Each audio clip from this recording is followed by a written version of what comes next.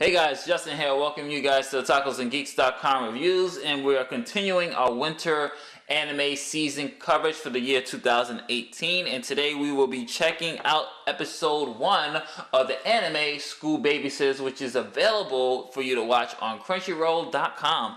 As always, we give you guys a brief synopsis of the show, so here it is. Ryuichi and Kotaro are brothers who lost their parents in an airplane crash. Anime cliche, but I'll get to that. They're taken in by the chairman of an academy who lost her son and daughter in that same crash, but only on one condition. Ryuichi has to babysit the kids at the daycare room in the school. This room was open to help the school's teachers who had kids to take care of, but it suffers from a lack of staff until Ryuichi became the first member of the Babysitters Club formed to solve that problem. And I am going to eat my own words on this one, and this is proof that we as anime watchers or anybody who watches the show, we have to give a show time to develop before we write it off because of the cliche. The story opens up with Ryuichi recapping a little bit about his life and his parents and talking about how they died in an airplane crash. Now, usually that anime cliche of missing parents drives me off the wall, but what School Babysitters has done with that cliche is actually show the effects of the parents not being there, actually show some emotional weight of disappearing parents or parents that have died, and you see it within the characters of episode 1 with Ryuichi and his brother and his little brother. And I absolutely was pleasantly surprised about how good episode 1 was, and just this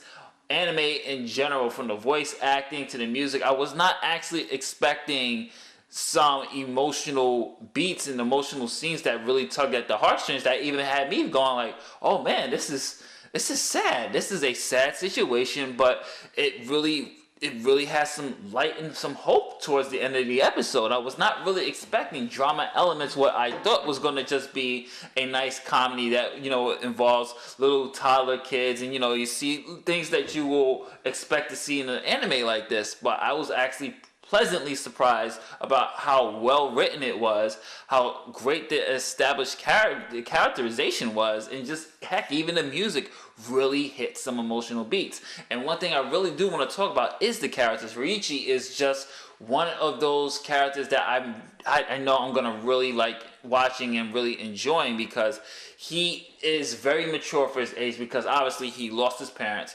He has to take care of his little brother now. There's no other family right now. He's living with this lady who lost her son and her daughter-in-law in the same plane crash, and now he has to help out with the babysitters to help raise, or I would say watch over, the teachers who are teaching in that school, to watch their kids as the teachers are at work. And it's absolutely a great episode to really kick off the tone and really kick off this anime. And like I said, you can hear in my voice, I'm so shocked about how good it is, because I was not expecting this at all.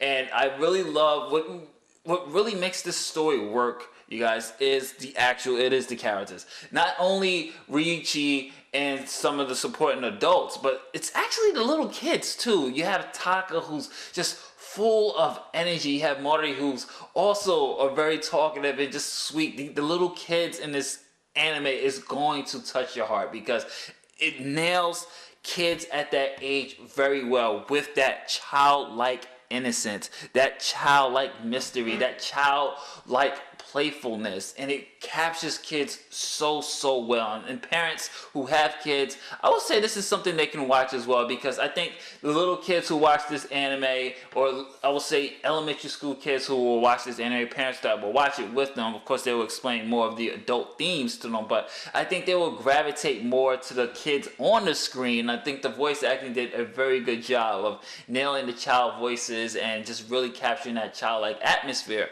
And I will definitely say, you guys, that the emotional beats, it does hit home. And like I said, it's so refreshing that when they use a cliche but they turn it on its head. And like, I've seen a lot of animes that have the dead parents cliche, and that never gets explored. It never does. It's like, okay, why am I living alone? Oh, my parents are dead, and I just have to work for a living. And you never get to see, okay, your parents are dead. How did that affect you? How did that really, mold you into what you're becoming? It's just, my parents are dead, and that's the reason why I'm the chosen one of this mech pilot and everything else. This story here, the parents are dead. He has to move to a new location. You see it affect even the little brother, because this change in the environment starts to stress him when something happens to him, which I'm not going to reveal, but it made me worry for the characters. Like, oh my God, is it really going to go to this dark turn? And it really, thankfully it didn't, but it looked like it was going towards that dark turn, and I was like, wow, this anime really, really surprised me. I will not call this a comedy. I gotta see what episode 2 is gonna be, but so far I'm gonna label this, what do they call that hyphenate genre. I'm gonna call this the genre. I'm gonna call it a dramedy. Like, it does have such dramatic elements, which I was not expecting, but it worked so well for this episode, mainly to at least get a way to show, okay, this kid's parents died. He's been holding that weight for a while. He's been holding, and he hasn't cried because he had to stay strong for his little brother. And now it's all hitting him right now, and he just breaks. It's just one of the most heartbreaking scenes I've seen this year so far, and it worked so well. So as always, you guys, we rate this on our new scale of watch it, put it in your queue, or skip it. Hands down, 2 thumbs up, A+, whatever rating you like, 4 out of 5 stars, whatever you like.